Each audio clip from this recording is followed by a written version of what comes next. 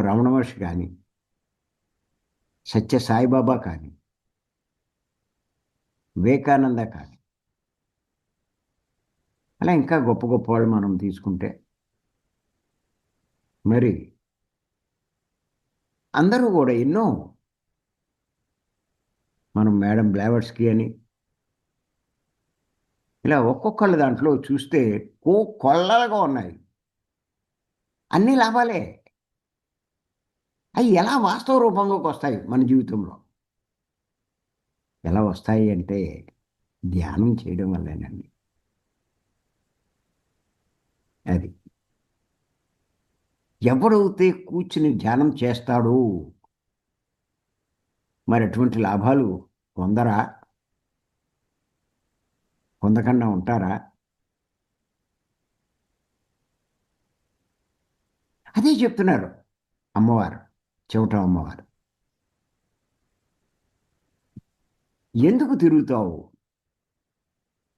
ఎందుకు తిరిగావు అంటే చేయకూడని పనులు చేస్తావు. మాట్లాడకూడని మాటలు మాట్లాడతావు. అయన్నీ కర్మలై నిన్ను ఈ జనన మరణ చక్రంలో బంధిస్తాది. నీ జన్మలు పెంచుతాది. ఎందుకలాగా? హాయిగా కూర్చో.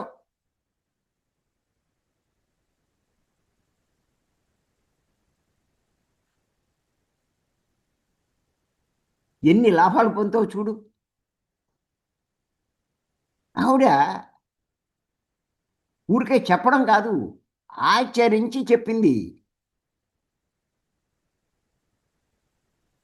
ఈ ప్రపంచంలో